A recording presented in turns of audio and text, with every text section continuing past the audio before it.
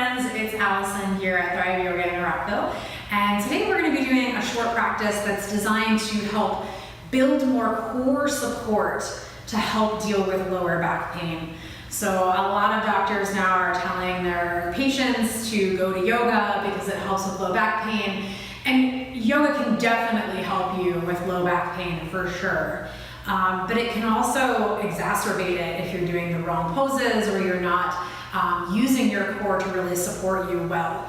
And one of the things that we have to be aware of when it comes to the core is that your core muscles are not designed to be prime mover muscles. They're not muscles that move us through our lives, but rather they're stabilizing muscles. So they're there to support this space between the rib cage and the pelvis. So all of this area here to support the weight of the organs. And if you think about the orientation of your body, your spine is towards the back. And then the weight of your body, the organs and the muscles, is in the front. So what we really need here is to be able to create a system that wraps around the body and creates support here so that the spine isn't trying to hold up the weight of your body. Okay, so we're going to do a couple of different things here that are designed to help us build a little bit more support around the core so that we take the pressure off of your lower back. All right, so a couple of things you're going to need for this practice. You're going to need a block and a strap, and you can use a belt or a towel or something else as well for that. So if you don't have a strap, it's not a big deal. We're going to start out on our backs, but I'm going to have you bring the block with you just so that it's within arm's reach. And then with your feet flat on the floor and your knees bent, I'm going to come down onto your back. And then just a little bit of familiarity here with the front of the core support system, which is primarily the rectus abdominis, which we think about as the crunching muscle. But again, that's if you use it to move you. But we want to use it to stabilize us. So if you find your pubic bone here right at the front of your pelvis kind of low, the pubic bone there, and then the bottom of your rib cage. And that's where your rectus abdominis attaches. So it goes from pubic bone to the bottom of the rib cage. And what it does is it sort of draws those 2 points towards each other. So if you sort of pull them towards each other but don't lift your shoulders or your head, you'll feel that there's a subtle engagement of that muscle that changes the position of your pelvis and changes the position of your ribs slightly, but doesn't put you into a full crunch. So that's the action we're going to be working with today, and learning how to have enough strength and support to hold that position so that your lower back isn't put into a position that has to take a lot of pressure. Okay? So this is going to be your pressure relief valve essentially. Pubic bone towards the bottom of your ribs. So when you do that, you'll feel your lower back kind of pushes into the floor a little bit. So I'm not asking you to push your lower back into the floor a lot. I'm just asking you to create a little more support by shortening up the front of your belly. All right, so from this position, I'm going to have you bring your legs up so that your knees are over your hips and your knees are bent at a 90-degree angle. You can have your feet flexed, you can have them pointed, it doesn't really matter to me. And then bring your hands to your low ribs, or you can have one hand at your pubic bone and one hand at the bottom of your ribs. I just want you to be aware of those two spaces, very gently and subtly drawing together to create support. Okay, keep this position. Nothing about your ribs or your pelvis should change. Take an inhale. And an exhale. And then as you inhale, take your right leg forward, keep your knee bent, tap your heel to the floor, but don't let your pubic bone and your rib cage move away from each other. And then exhale, come back up. And then inhale, take the left heel down, tap the floor, don't let your pubic bone and your rib cage move away from each other. It's hard. And then come back up. Move nice and slowly, right? We're gonna alternate between the sides. Inhale to tap the heel, exhale to bring your heel back up.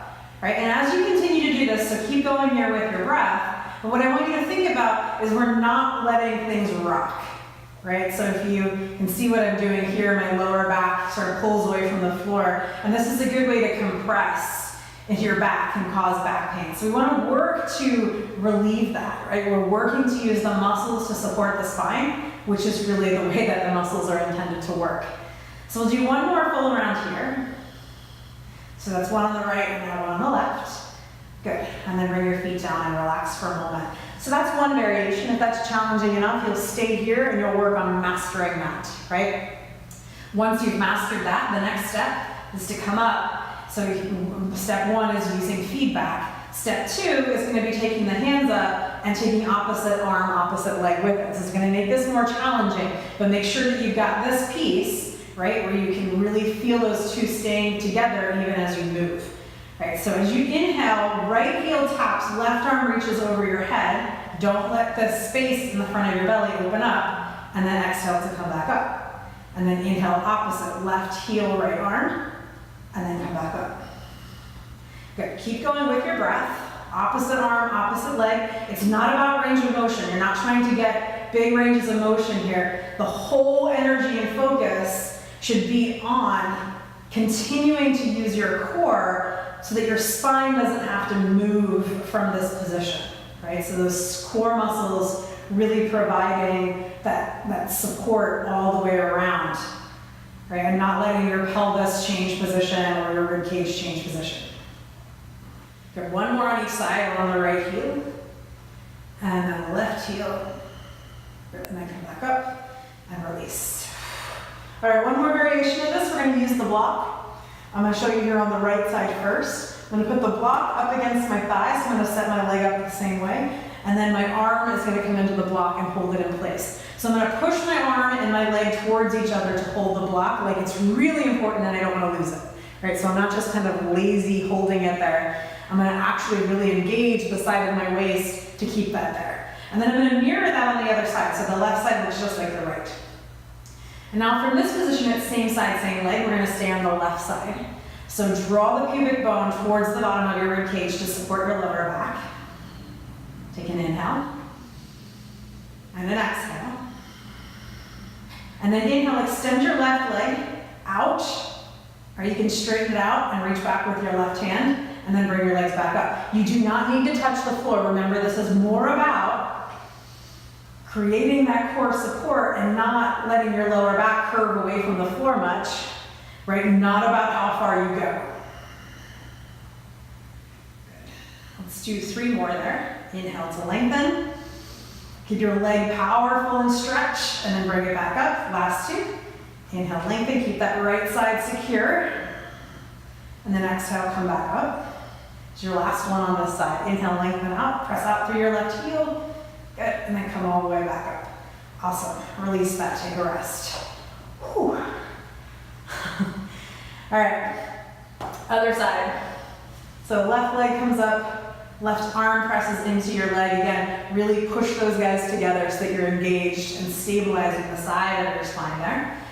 Good, and then right side mirrors. Draw your pubic bone towards the bottom of your rib cage. Maintain that. Inhale, lengthen out through the right side. Stretch through your fingers and through your heel. And then exhale, come back up.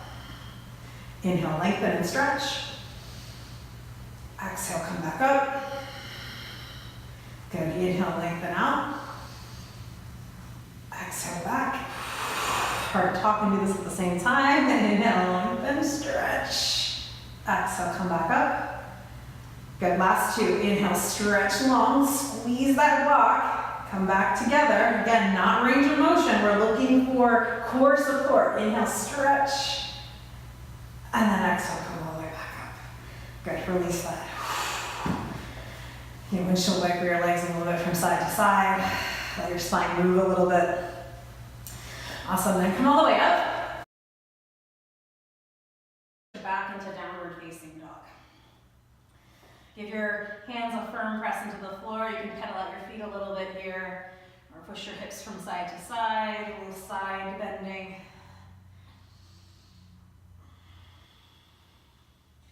And then look forward to your hands. Take as many steps as you need to walk to the top of your mat. Fold the weight of your body over your legs. And then press your feet into the floor.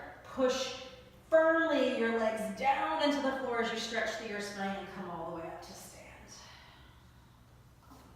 All right, let's grab strap. So because this is kind of a longer strap, I like to double it over so that it's a little bit less stuff to manage. Sometimes that D-ring can hit you in the face if you're not careful, so it's good sometimes to have a little bit less. Come to the top of your mat and take your arms up over your head. So you want your hands to be about as wide apart as your shoulders, maybe a little bit wider than that. And your shoulders will rise a little bit towards your ears. That's what happens when your arms are over your head. Don't try to pull them back down, but think about just being a little bit more relaxed so that you're not here, that you're relaxing your neck and relaxing your shoulders without drawing them down or pushing them too far up. Just let them kind of sit where they are. And then from this position, once your arms come over your head, the tendency is to let your ribs flare a little bit, and then your butt goes behind you, and these 2 points of pubic bone to rib cage move away from each other, and that will compress into the spine. So we want to reverse that. We want to keep the same activity, the same feeling, the same sensation of pubic bone and ribs drawing towards each other, so that we keep the length in the lower back. And then we're going to sit into chair position. So feet are about as wide apart as your hips. Again, don't let your lower back get short and your front ribs flare. All right, keep that position of core support. Pull on the strap a little bit so your arms stay engaged. Lean over towards the left leg and send your right leg back into a lunge. So as you inhale here, rise up, bend your back knee a little bit so that you can keep this shortened, engaged core position. Right, so you're not flaring out through the ribs and bending through your back, but instead we're keeping that nice, solid, supported position at the front of the belly. And then once you find that, right, that pubic bone towards rib cage, you can try to push your leg back a little bit more. It might not go all the way back without letting everything flare. But remember, this is about core control, right? We're teaching the core to be more supportive. And then in this position, take a breath in. And then as you exhale, arms and torso come forward on the diagonal. Again, you're not looking up, you're not flaring, you're not opening up through the front of the core. Keep that front core engaged and short so that your back stays long. Good. And then from here, keep your core engaged. Draw those ribs back, pubic bone lifts up. Rotate your chest towards the right, rotate your hands towards the right, and spin your back heel so that it comes to the floor and you're in this variation of extended side angle. That was tricky, right? Good. And then push into your legs. Rise up and reach back for this reverse warrior variation. Keep your ribs drawing back, front of your pubic bone lifting up. Good, and then come back towards your extended side angle. Awesome, and then pick your back heel up, rotate everything back to the floor, come back into that lunge, and then inhale, lift up, keep the front of your belly engaged, and then exhale, lean forward. We're gonna do that one more time. Good, and then rotate, back heel goes flat, chest opens to the right side, extended side angle, ribs draw back, pubic bone draws up. Push into your feet, inhale, stretch back, reverse warrior. And then exhale, come forward, extended side angle again. Keep your back long, front belly contracted, engaged. Good, and then rotate, pick your back heel up, shoulders and hips turn towards the floor. Awesome. And then rise up, inhale, lunge. Good, and then exhale, bring your hands down, hands to your hips. Hinge forward, keep your belly engaged. And step forward to the top of your mat. It's hard to talk and do that at the same time. All right, we're gonna do that on the other side. So take a breath in and a breath out. Good. So what creates this rotation here without compressing into the back is the ability to keep that subtle engagement at the front so that the pelvis in relation to the ribs is in a place that allows the lower back to be relaxed and supported. Okay? Arms up overhead. Sit into chair pose, exhale. And then shift your weight over towards the right leg and step back with your left leg into a lunge. And then inhale, upright your torso, bend your back knee, lift the front rim of your pelvis up, ribs draw back and slightly down. So keep that engagement of your core at the front of your body. And then once you've got it, you can start to push your back leg a little bit straighter. It's gonna be hard to do. Right, but we're maintaining space in the lower back. Awesome. Inhale here. And then exhale, come forward on that diagonal. Again, all in one piece. Ribs draw back, pubic bone draws up. Good, and then rotate your back foot, rotate your torso, this time towards the left side for that extended side angle variation. Ribs drawing back, pubic bone draws up. Push into your feet, inhale, reverse your warrior, lean back. Front knee stays bent. And then inhale, come forward. Move back into your extended side angle variation. And then exhale, pick your back heel up, rotate your chest and hips towards the floor, arrow lunge. And then inhale to reach up, come back into your crescent lunge. Keep the front rim of your pelvis lifting, ribs drawing back. One more time. Inhale here. Exhale, exhale, lean forward, arrow lunge. Use the power of your legs here. Keep your core engaged. Exhale, rotate open, extended side angle. And then inhale, push into your legs and reach back. Reverse warrior. And then come forward again as you exhale, extended side angle, sides of the ribs drawing in, pubic bone drawing up. And then as you exhale, rotate, pick your back heel up, hips and shoulders square to the floor. And then inhale, use the power of your legs here to stretch up, crescent lunge, front of belly engaged. And then exhale, release your arms. Lean forward, step forward, take a breath in, and a breath out. Awesome, then put the strap down on the floor. Come all the way down onto your back, hug your knees into your chest. A little wiggle from side to side.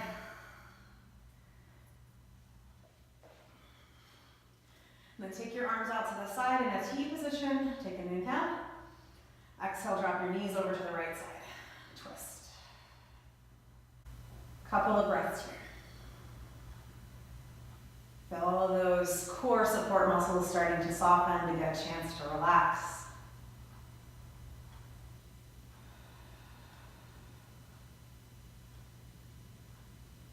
And take a full breath in and a full breath out.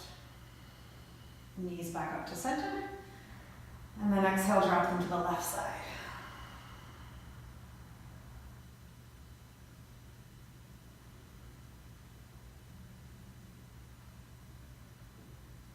Full breath in. Full breath out. Knees back up to center. Give a little squeeze. You can separate your knees. Maybe rock a little bit. Maybe rock your head a little bit. And then when you're ready, stretch out through your legs. Shavasana. A couple of breaths here to relax and soften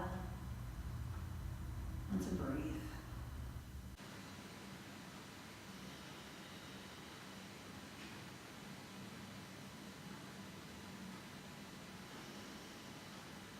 Take a breath in. And a breath out. And then bend your knees, feet to the floor. Slowly roll yourself over to your side and press yourself up. Let's take a moment here. A couple of breaths.